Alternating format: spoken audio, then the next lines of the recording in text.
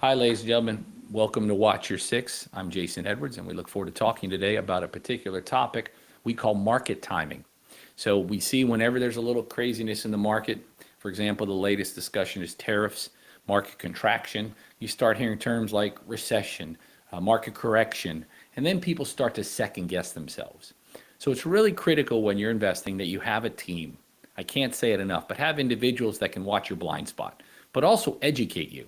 So market timing is probably one of the best ways to lose your money. What is market timing? Well, market timing is the concept of saying, well, I'm going to get in the market now, and then I'll get out then. I'll get in now, and then I'll get out then. So you're trying to time the market's fluctuation. To illustrate the downside to that, from 1998 to 2008, the average yield in the S&P index was about 7.5%. If you were out of that period of time, 98 to 2008, you're talking about a fairly long window. If you were out of the market just 10 of the best days, just 10 of the best days during that period, your rate of return dropped from 7% to 3%. Now, nobody I know can tell me what the 10 best days over a 10 or 20-year period would be when it comes to investing. But just 10 days out of 10 to 20 years and your market portfolio yield, that means the money you make drops by almost half. Now, if you were out of the market 20 of the best days, your rate of return dropped to 1%. So that teaches us that when we try to use our emotions or our cautious nature to invest or try to time what's the best time to get in and out, we inherently create deficiencies. And at the end of the day, we lose money. And that's our blind spot. See, when it comes to investing, picking the best position is critical, but also having the best strategy. We talk a lot about that on the show. We want our clients to make sure that they don't let emotion dictate policy. You've heard me reference this before when it comes to rate of returns and the big difference between having a professional viewpoint of how you invest versus an emotional viewpoint.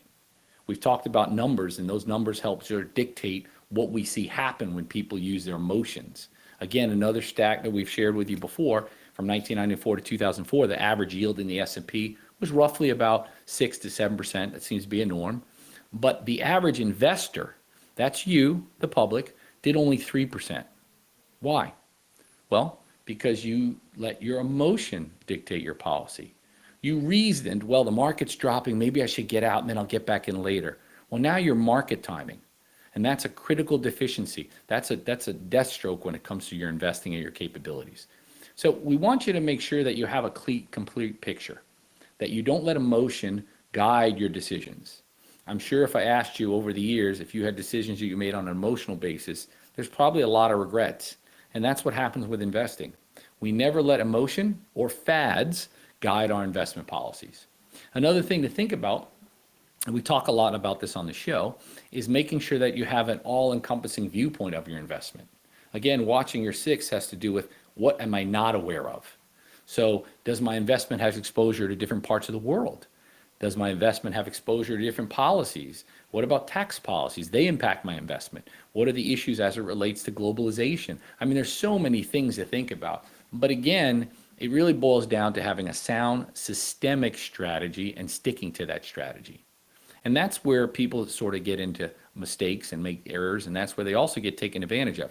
We've talked about this before in some of our episodes. Those algorithms or these get-rich-quick fixes that you see all the time in the internet, you got to be careful of those, because as I said, if they were so good, the individual creating that fix would use it to make his own money. He wouldn't have to sell it.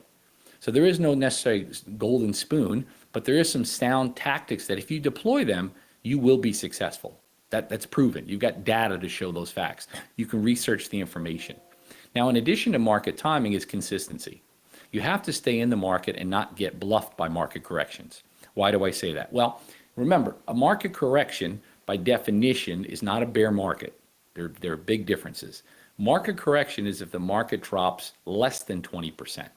And what's interesting about it, if you go all the way back to 1998, every time we've had a market correction that's been less than 20%, it's rebounded and corrected itself in less than 4 months, 4 to 5 months, that's it. So here you are panicking, and 4 months later, your money's right back where it was if you did not sell. Now that's a big distinction from a market, what we call bear market. And we want to educate you as we go through the podcast. So a bear market by definition is a market adjustment that is 20% or greater, and that lasts for a year or 2 years. That's a different environment altogether. But these market corrections or sideways adjustments are short in duration and not very deep. The problem is we get excited to invest when the market's really high, and when the market dips, we sort of panic. Now think about that for a moment. Why do you go to Walmart or Target or any of these consumers that have really good deals on goods? Because everything's on sale. When you see a good deal, you rush out and you buy two of something.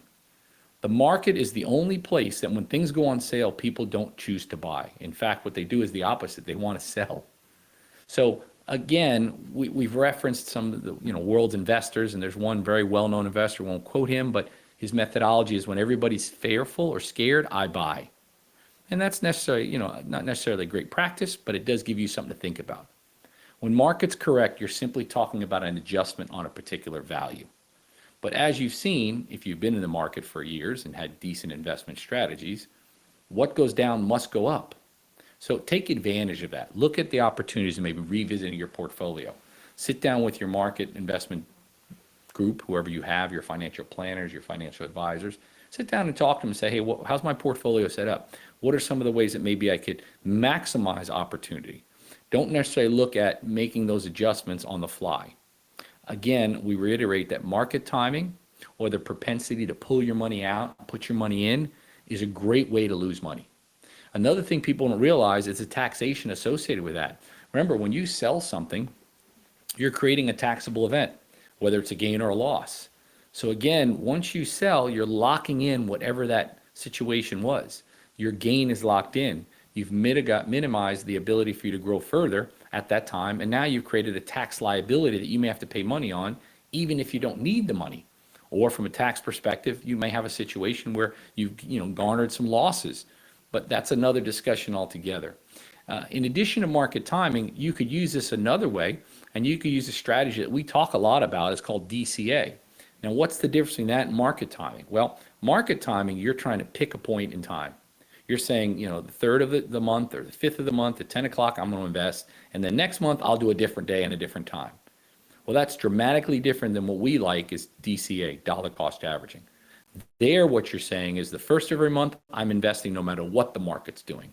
I'm putting additional funds in. Why is that beneficial? Well, now you're adding to your investment strategy. So you're never going to miss the 10 best days or 20 best days or 30 best days because you're in the market. And remember, if you're not in the market, you don't have any potential of growth whatsoever. So you have to look at things more open-minded and make sure that you have all of the facts. We've talked often about your market capabilities and the ability to maximize your growth while minimizing your risk. And really where that comes is not having a sounding board. That's why Watch Your Six is so critical, because we want to be a sounding board for you. We want you to be able to maybe share some of your questions or concerns with us when you call into our show, and then hopefully we can provide you some even-keeled information that is truest in nature and gives you the guidance that you deserve. So that's one of the bigger challenges. Another thing that we see commonly with individuals is they get gun shy when it comes to investing. If you've ever heard the term paralysis by analysis, what are they doing? Well, they're constantly analyzing. Should I buy this position? Should I buy that position? When should I get in? And if you looked at their wall, they've got tons of charts and different points, and they're monitoring all these things. And at the end of the day, they don't invest at all. Or they invest in the next fly-by-night investment and lose their money, and then they attribute that to what would happen if they invested in general. Well, again, sound strategy, sound blueprint, implementation. That's the critical core keys that we like. What do we mean? Well, think about anything you have built. If you built a new house, you wouldn't just build the house and then bring the blueprints in later, right? Or you wouldn't just start with the windows before the walls went up. Well, same thing when it comes to your investment strategy. You need to create a blueprint, a guideline that fits your investment tolerance, right? It fits what you feel, how you feel, what your viewpoints are, what your goals are. And when that blueprint is in place, then you're going to feel more comfortable as you deploy and construct your wealth. So as a business owner, for example, we see this a lot with entrepreneurs. They've got a great concept, phenomenal concept. It's a really niche market. It's very lucrative. It's going to do wonderful. What they do is they start going to business and then they build the business model. They do it backwards. Instead of building out the business model and then implementing it with the strategy they use. And the problem with doing it the backwards way is that they typically outgrow themselves or have a tremendous amount of growing pains, whether it's loss of employees, loss of capital, short stunted growth periods, because they didn't build the plan. You see, once you build the plan, then you can build onto that plan and implement it. So investing, whether you're an entrepreneur investing in a small business, whether you're an individual trying to invest in wealth, your 401k, deferred comp, whatever your investment strategies are designed for, has to have a blueprint. When you have the blueprint, you add knowledge. Once you add knowledge, you start to get comfortable. You start to feel a little bit more familiar with what your objectives are. And now you can target and pinpoint what your goals are and implement those goals. So we constantly stress making sure that you take your time, but doing it in such a way that's efficient. And that's what's critical about the planning aspect of investing. Whether, again, it's investing in a small business, investing in individual equities or mutual funds, or investing in the market. Have a plan. You would be surprised how many times we talk to individuals and we ask them, okay, great, let's talk about how much you want to invest. Now, what's your goal? Well, I want to retire. Awesome. Now, when you retire, what's that look like? I don't really know. They don't even have a goal. They retire, but they don't know what they want to do next. Do they want a second business, a second home, want to travel, leave money to a legacy, be philanthropic? So it's really critical before you go down the rabbit hole of investing or building that you really sit down and maybe have a frank conversation with whoever your team is on what is your end game? What is your objective? So why is that critical? Well, let's think about it. If I said to somebody in '08, well, I want to invest, and in 30 years from now, I'm going to use that money. I want to buy a house, live in another country, etc. Would I care about a market correction that happened in '08 if I'm not using my money for 20 or 30 years? Of course not. If that knowledge was in the back of my head, I'm not going to be concerned about what's happening in '09, in 2010, 2011. Why?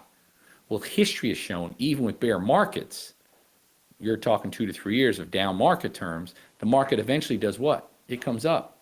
So that knowledge helps us to mitigate the emotion of the risk and thus helps us be more effective. So again, having a clear picture, having a concise objective of what we want to do and where we want to go, that's the critical component. So in summation, don't let what you're watching on TV or what's popping up on your feed impact your investment solution. It's like the wind. It's going to blow left, it's going to blow right, up and down. Doesn't matter. Don't let emotion dictate policy. Have a strategy, have a clear, decisive objective, implement that strategy, and let data and analytics guide you. Make sure that fundamentally your investments or your construction of a new business have sound structure. If it does, you're going to be fine. And as I've shown you historically, and you're welcome to Google any of these points of reference or look it up online, all of these market corrections going all the way back to 2000, 2098 have been short in duration. So this too shall pass, as we always say. Take advantage of it, possibly see if there's opportunity there. Sit down with your investment team, of course, before you do anything, get their guidance. But again, make sure that you take the time to look at things more open-minded with an all-encompassing viewpoint. As we always say, if you don't know what's going on, you need someone to watch your six. So we look forward to having you here on the next podcast. We've got a couple of really good interviews coming up in the next couple of weeks with individuals in different sectors. Those individuals are going to share with you how their sectors are growing, but more specifically, what are some of the pitfalls they've experienced, even though they're not in the investment world, how investing in their sectors have been a challenge. And hopefully that'll give you an insight of how all different parts of the world financially are impacted by some of the same deficiencies or mistakes. So thank you for tuning in. We look forward to seeing you next week on Watch Your Six, and I'm Jason Edwards.